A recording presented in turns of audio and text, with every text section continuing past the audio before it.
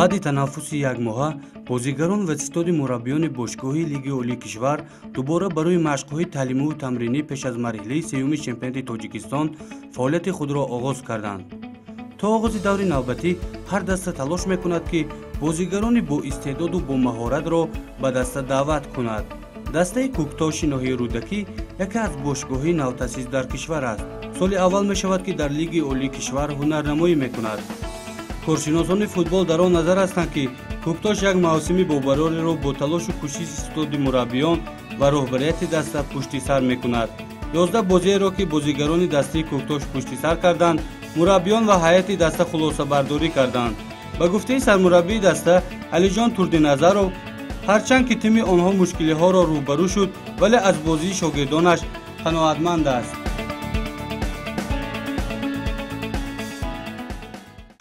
Я думаю, что мы этот первый круг провели. Первый круг, что-то еще игры очень, думаю, что положительно. Мы довольны своими игроками, то, что очень хорошо выступили. Были некоторые у нас проблемы, но это мы все решили. Ошибки, вот это работа над ошибками. И я думаю, что результат для нас положительный. барои сармураббӣ собиқ бозигари боистеъдоди тими мунтахаби кишвар Аҳлиддин Турдиев кӯмак мерасонад. маҳз бо кӯмак ва маслиҳатҳои ӯ машқу тамриноти даста пуштисар мешавад.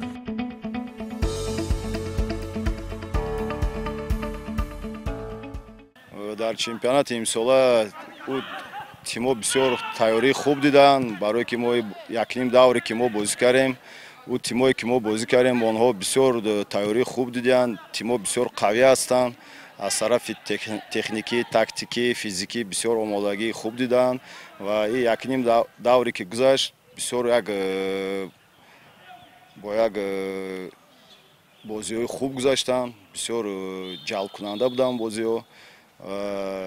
ҳозир чӣ хеле ки шумо мебинед, тайёрии мо бо давом дода истодаем. ҳозир баъди як 20 рӯз пас сар мешавад чемпионати Тоҷикистон. аввал ҷоми Тоҷикистон аст, бозӣ аст. барои мо ҳозир дар варзишгоҳи нефтяне ки ноҳияи рӯдакӣ тайёрии худро дида истодаем. чӣ хеле ки мебинед, ҳозир бачаҳо тамрин карда истоданд. тайёриҳо хуб аст. имсол дар дастаи кӯктош 6 бозигари хориҷӣ бозӣ мекарданд ва баъди танаффус якчанд бозигарони хориҷӣ дастаро тарк карданд ва оё ин барои даста монеагӣ пеш меорад? Ну, в принципе, мы, если так взять, никого не потеряли, если так взять, потому что у нас, как вы знаете, центральный полузащитник Айдан Окран, он находится сейчас, он уехал в Гану, женился, мы его поздравили. Ну, должен он приехать, вот ждем мы его, и должен приехать. А с командой покинули также легионер наш, Муаммад Шарифи, Сайд Худжа. Он уехал в Россию. Мы тоже пожелали ему удачи, поблагодарили за его работу. Нам помогли они, вот Акрам, Ойдан. И, по-моему, сейчас чуть-чуть у нас проблемы с Махмадали Садыковым, очень опытный игрок. Ну, сейчас с ним идется переговоры, естественно, по контракту. Ну, по-моему, положительно должны решиться, ну, пока посмотрим. бозигарони хориҷии даста аз кишварҳои Русия, Ӯзбекистон ва Гана қарор доштанд. Муҳиддин Одилов, дастпарвери бошгоҳи пахтакори шаҳри Тошканд, қабл аз шурӯъи чемпионати мавсими ҷорӣ ба даста пайваст шуда буд ва барои пирӯзии он кӯмаки худро расонд.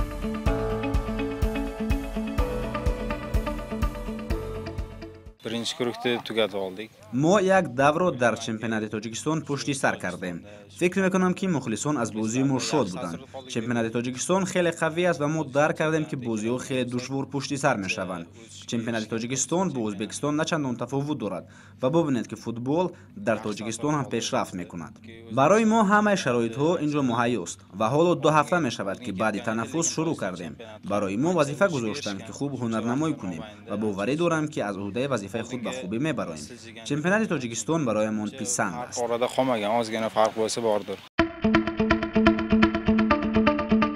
бозигарони хориҷӣ талош мекунанд ки барои комёбии дастаи Кӯктош дасти ёрӣ дароз кунанд. Biz keldik birinchi guruh. ҳамаи дастаҳо бозӣ хуб нишон медиҳанд. ҳама барои пирӯзӣ талош мекунад. Чемпионати Тоҷикистон шабеҳи Ӯзбекистон аст. барои мо имконотҳои муфид фароҳам шудааст. bilan yaxshi ketyapti Tojikiston ham. барои Артур Принс Тоҷикистон ватани дуввум шудааст. ӯ зодаи кишвари Гана буда соли 2013 ба Тоҷикистон омада буд. ба гуфтаи Принс, футболи Тоҷикистон хеле пешрафт кардааст. ман имсол бори аввал дар лигаи олии ҳунарнамоӣ мекунам. чемпионати Тоҷикистон хеле қавӣ аст. ҳар даста бозиҳои ҷолиб анҷом медиҳад. машқу тамриноти мо хеле хуб анҷом мешавад. ситори мураббиён дастаро дар ҳар мавқеъ қавӣ гардонида истоданд. бароям Тоҷикистон хеле писанд омад. мардумаш меҳрубон ва меҳмоннавоз ҳастанд. ман ҳамеша омода ҳастам барои ба муваффақият даст ёфтани дастам кӯмаки худро расонам. талош мекунам ки бозии хуберо анҷом диҳам. ситоди мураббиёни дастаи Кӯктош нақша доранд ки як мавсими бобарореро пуштисар кунанд. талош мекунанд ки бозиҳои ҷолибу диданиро назди мухлисонашон нишон диҳанд. Сейчас первая наша задача была, как я всегда говорил, наша задача была, чтобы мы набирали опыта от игры к игре. Слава Богу, у нас от игры к игре у нас уже опыта набрали ребята в высшей лиге. Вы знаете, как знаете, что некоторые ребята в высшей лиге только в этом году они попробовали, уже почувствовали свои силенки, поняли, что они смогут играть в высшей лиге. Ну, как вы сейчас знаете, мы сейчас идем на 4-м месте. Естественно, мы хотим, чтобы выступили. Задача у нас, естественно, чтобы мы остались в высшей лиге, естественно. Но из-за того, что, как вы сейчас знаете, мы сейчас идем на 4-м месте, уступая ЦСКА на 2 очка.